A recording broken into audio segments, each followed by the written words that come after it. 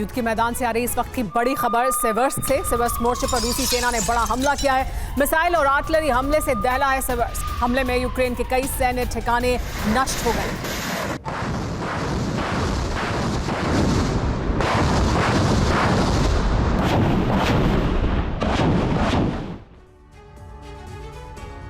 रूस में तबाही मचाने के लिए यूक्रेन एक बड़े प्लान पर काम कर रहा है। अगर वो प्लान कामयाब हो गया तो यूक्रेन न सिर्फ युद्ध में वापसी कर पाएगा बल्कि रूस को बैकफुट पर धकेल सकता है।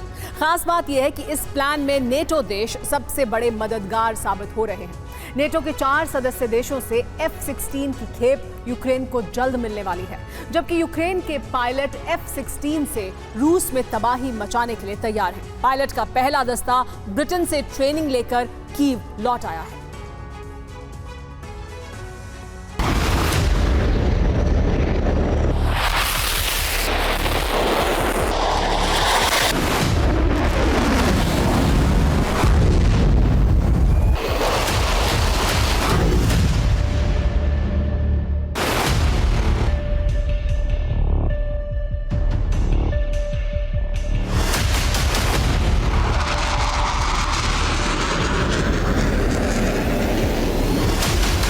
यूक्रेन ड्रोन और मिसाइल स्ट्राइक से रूस को दहला रहा था।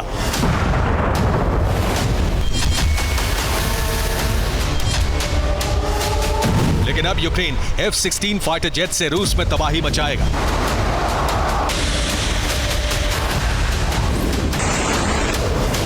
यूक्रेन ने खास तौर पर F-16 से हमले का ब्लूप्रिंट तैयार कर लिया है।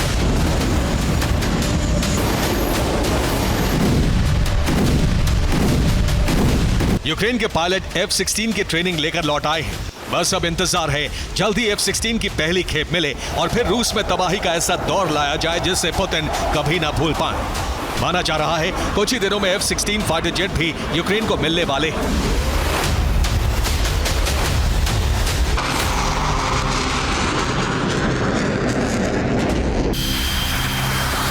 अमेरिका का F-16 बेहतरीन फाइटर जेट है जिसे अधिकतर नेटो देश इस्तेमाल करते हैं।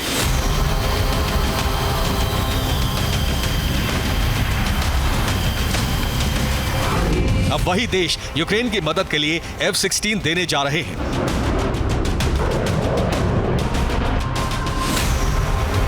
वो कौन से देश हैं, उनके नाम सुन लीजिए। डेनमार्क 19 F-16 जेट देने जा रहा है। नीदरलैंड्स 24 F-16 भेजेगा। ग्रीस 12 F-16 की पहली खेप देने जा रहा है, जबकि नॉर्वे 10 प्लेन देने वाला है।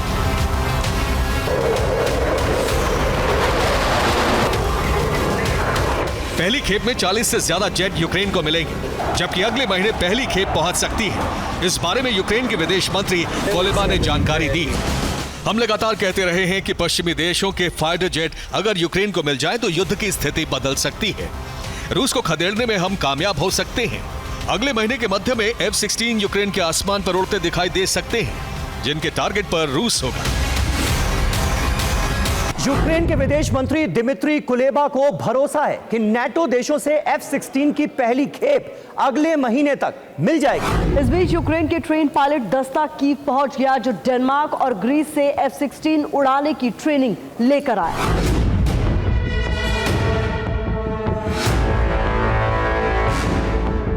यानी यूक्रेन बहुत बड़ी तैयारी कर रहा है जिससे युद्ध में वापसी कर सके।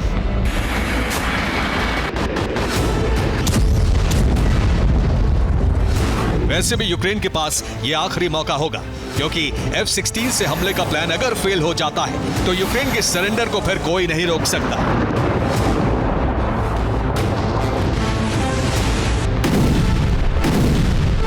हालांकि यूक्रेन को F-16 की खेप मिलने में काफी देर हो चुकी है, लेकिन ज़ेलेंस्की को भरोसा है अभी भी हालात बदल सकते हैं। यूक्रेन अभी भी काफी इलाका बचा सकता है।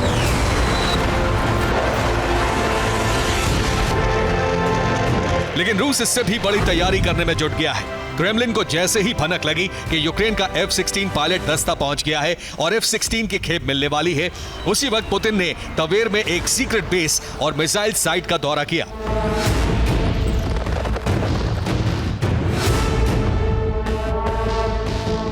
कमांडर से पूरी रणनीति जानी और मिसाइल साइट से हमले के तरीके को समझा।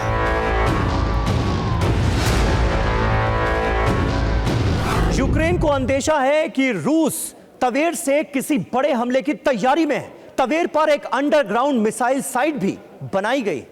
ठीक उसी वक्त पुतिन ने तवेर बेस का दौरा किया जब यूक्रेन F-16 से हमले की प्लानिंग कर रहा है। ये टाइमिंग काफी कुछ कहती है। हालांकि तवेर एयरबेस पर पहुंचकर पुतिन ने प्लानिंग का खुलासा नहीं किया, लेकिन यूक्रेन की F-16 पावर पर कहा, F-16 मिलने से परिस्थितियां नहीं बदलने वाली। पुतिन को पक्का भरोसा है कि वो F-16 के हमले न सिर्फ नाकाम कर देंगे बल्कि नेटो के मंसूबे को भी रौंद देंगे। इसके लिए एक ब्लूप्रिंट भी बना लिया गया है।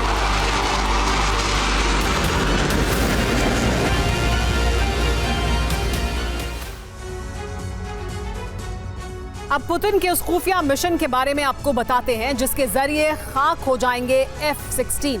दरअसल बाल्टिक के तीनों देशों में नेटो सीक्रेट एयरबेस बनाए हैं। यहां से F-16 रूस पर हमले के लिए उड़ान भरेंगे। F-16 हमले को रोकने के लिए पुतिन एक खुफिया ऑपरेशन पर काम कर रहे हैं। रूस ने तवेर रीजन में अंडरग्राउंड मिसाइल सेंटर बनाए हैं। इसके अलावा तवेर रीजन में ही बाल्टिक देशों के बॉर्डर पर डिफेंस सिस्टम लगा दिए गए हैं। साथ ही तवेर इलाके में रूस ने सीक्रेट एयरबेस बना लिए हैं। एयरबेस पर MiG-35 और Su-35 जेट की तैनाती की गई है। हमले के लिए आ रहे F-16 पर तवेर एयरबेस से हमला करेगा रूस। पहले मिसाइल अटैक किया जाएगा, फिर फाइटर जेट F-16 को निशाना बनाएंगे।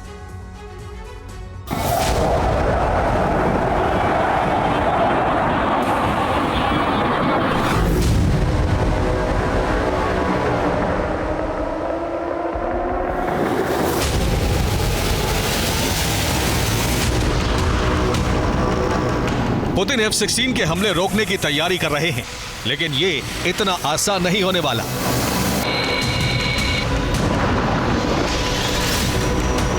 क्योंकि F-16 दुनिया के बेहतरीन फाइटर जेट्स में से एक है।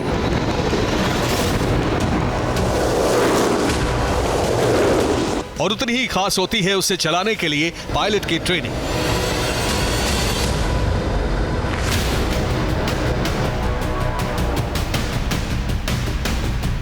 ये यूक्रेनी पायलट की ट्रेनिंग का वीडियो है जिसमें वो F-16 चलाने की ट्रेनिंग ले रहे हैं। इसके अलावा यूक्रेनी पायलट के एक दस्ते को मिराज 2000 चलाने की भी ट्रेनिंग दी जा रही है, क्योंकि फ्रांस सैन्य मदद में मिराज भी दे रहा है। इसके अलावा डेनमार्क ने यूक्रेन को F-16 देने का अलग तरीका निकाला है। रूस का दावा है कि डेनमार्क अर्जेंटीना को 24 F-16 देगा, जिसे अर्जेंटीना यूक्रेन तक पहुंचाएगा। इसे लेकर दोनों देशों में एग्रीमेंट भी हुआ है।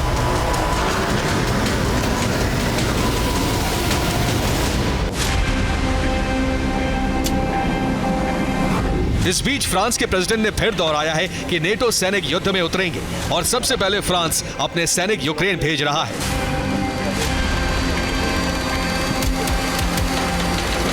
यानी यूरोप सुलगने लगा है। नेटो देश हथियार देकर यूक्रेन को युद्ध में बनाए हुए हैं, लेकिन F-16 गेम चेंजर साबित हो सकता है।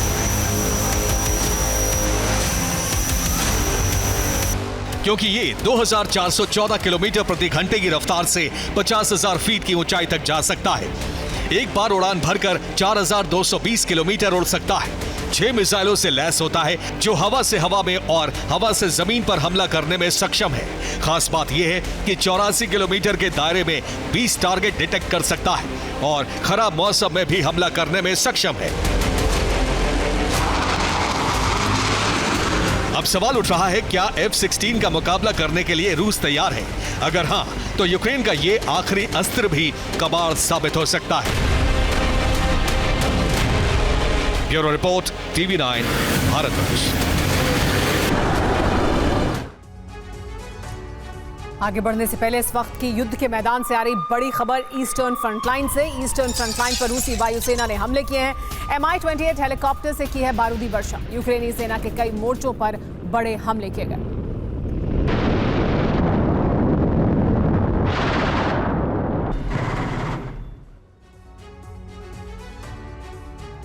जंग में युद्ध का सबसे भयानक दौर शुरू हो गया है।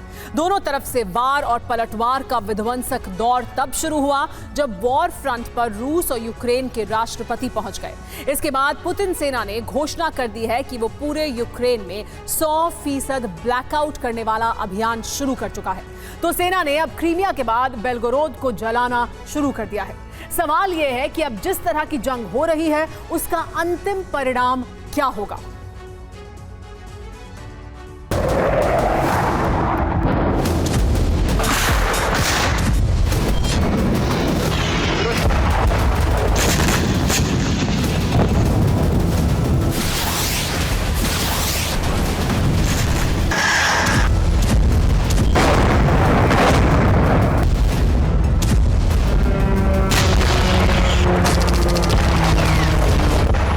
रूस यूक्रेन में जंग की आग बहुत ही विध्वंसक हो गई है।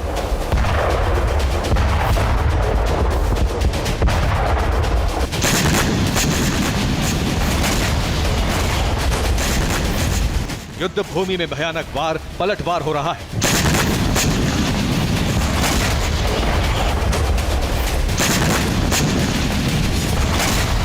विस्फोट और प्रतिशोध की जो तस्वीरें आ रही हैं वो दहलाने वाली हैं।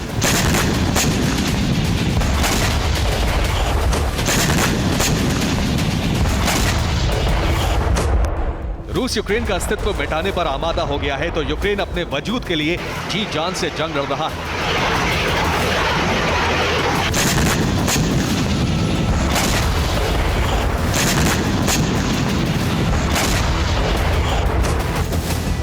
युद्ध ने विनाशक रूप तब अख्तियार किया जब मैदान जंग में दोनों देशों के राष्ट्रपतियों की एंट्री हो गई। रूस के राष्ट्रपति Vladimir Putin Tver air force centre पहुंचे तो यूक्रेन के राष्ट्रपति वोलोदिमीर ज़ेलेंस्की सूमी के वॉर जोन पहुंच गए। पुतिन ने एयरफोर्स सेंटर पर हथियारों का जायजा लिया तो ज़ेलेंस्की ने सूमी में बनी डिफेंस वॉल और ट्रेंचेस का मुआयना किया। दोनों देशों के राष्ट्राध्यक्षों ने अपनी अपनी सेना का मनोबल बढ़ाया।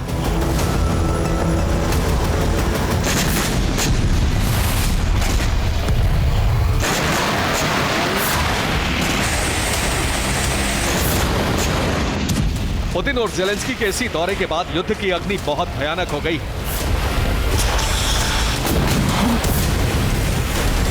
रूसी सेना के हमले बहुत तेज हो गए हैं। क्रीमिया में यूक्रेन के हमले का विध्वंसक बदला लिया जा रहा है।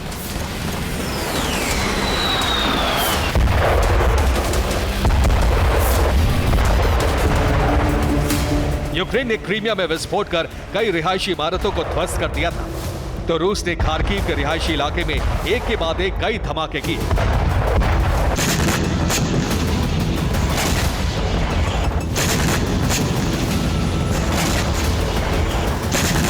खार्किव में रूसी सेना ने भीषण बमबारी की तो रिहायशी इलाका जलने लगा। रूसी सेना के हमले में 18 इमारतें मलबा बन गई। कई लोग मारे गए। करीब 3 दर्जन लोग घायल हुए।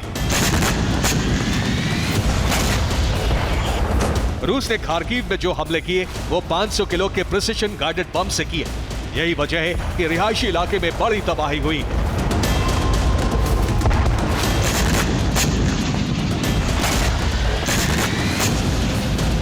रूसी सेना ने सिर्फ खार्किव ही नहीं बल्कि यूक्रेन के 1 दर्जन शहरों को बुरी तरह दहला दिया।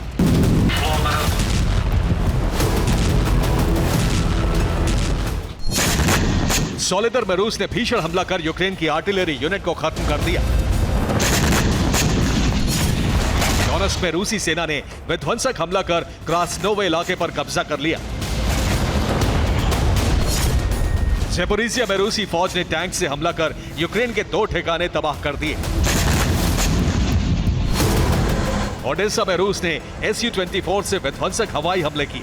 यूक्रेन के 3 सैन्य वाहन जल गए। बाखमत के पास रूसी सेना ने यूक्रेनी फोर्स के टैंक को नष्ट कर दिया। सूमी में रूस की भीषण बमबारी में यूक्रेन के 3 लोगों की जान चली गई। अवदीवका में रूस ने यूक्रेन के ड्रोन गोदाम पर हमला किया। यूक्रेनी सेना को बड़ी चोट पहुंची है।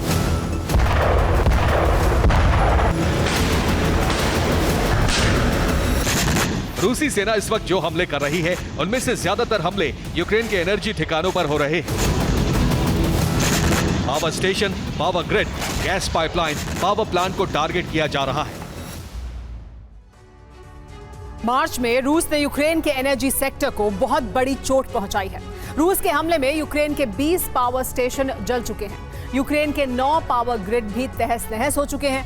हमले की वजह से यूक्रेन के 7 पावर प्लांट को नुकसान पहुंचा है। 16 वाटर प्लांट पर भी रूसी सेना बारूदी वज्रपात कर चुकी है। यूक्रेन के 11 गैस स्टेशन पर धमाके हो चुके हैं। रूसी सेना 1 महीने में यूक्रेन की 17 गैस पाइपलाइन तबाह कर चुकी है। नीप्रो हाइड्रो इलेक्ट्रिक डैम पर हमला हो चुका है।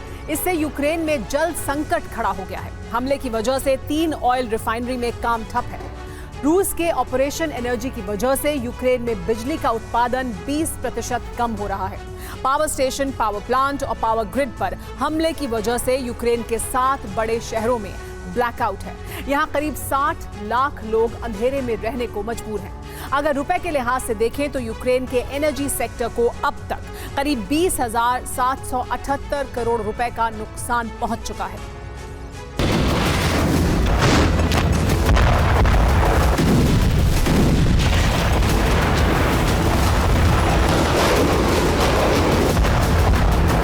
रूस यूक्रेन के 100% एनर्जी इंफ्रास्ट्रक्चर को खत्म करने और यूक्रेन को पूरी तरह से ब्लैकआउट करना चाहता है।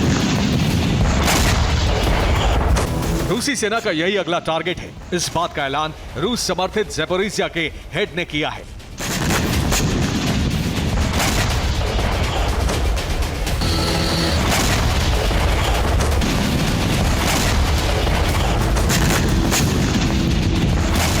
रूस यूक्रेन को अंधकार में ढकेल रहा है। इस बात से भड़का यूक्रेन भी जगह जगह गोरिल्ला हमले कर रहा है।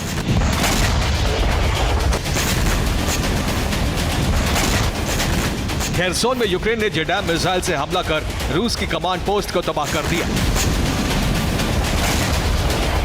ज़ैपोरिज़िया में यूक्रेन ने हाइमार्स से हमला कर रूस की बुक मिसाइल सिस्टम को नष्ट कर दिया। डोनेट्स्क में यूक्रेन ने रूसी ठिकानों पर MiG-29 से फ्रेंच बमों की बरसात की। अवदीव्का में यूक्रेन ने विध्वंसक हमला कर रूस की ATGM यूनिट को खत्म कर दिया।